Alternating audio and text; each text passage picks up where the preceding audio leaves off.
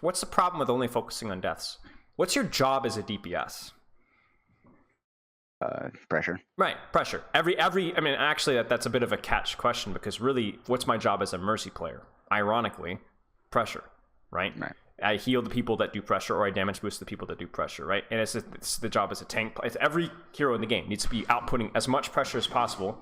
Right. And when you die, that's either where you just made a really stupid decision in some way, shape, or form, or you mispositioned or whatever, or you pushed too hard on the pressure and broke it, right? When you needed to ease back just a little bit and then be more consistent with it. And so when you ask yourself, oh, why did I die there? The problem with that is that tunnels you onto only looking at the fights where you died and not at the fights where maybe you died or the fight was already lost. Well, but could you have put more pressure leading up to that? Could you have put more pressure in that fight?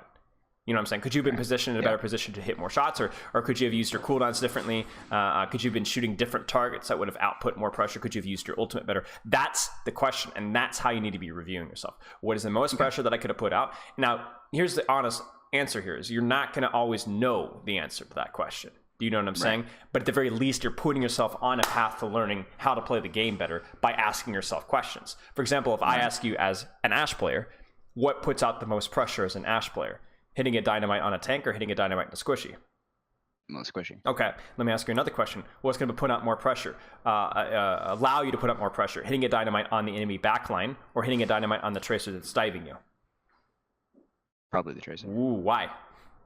Because if I can force the tracer off me, that allows me to go back to putting pressure onto the backline. Brilliant answer, by the way. I was not expecting you to get that one correct. Yes, exactly.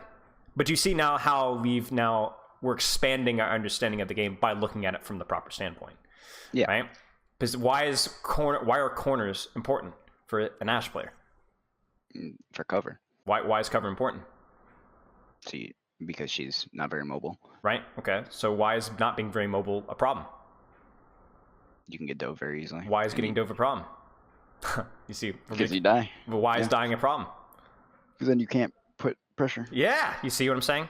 Mm-hmm. Everything comes back to pressure and keeping your uptime, and not only your uptime of pressure, but actually like the ultimately pressure leads to kills, and kills leads to winning team fights, and that's why we worry about pressure, right?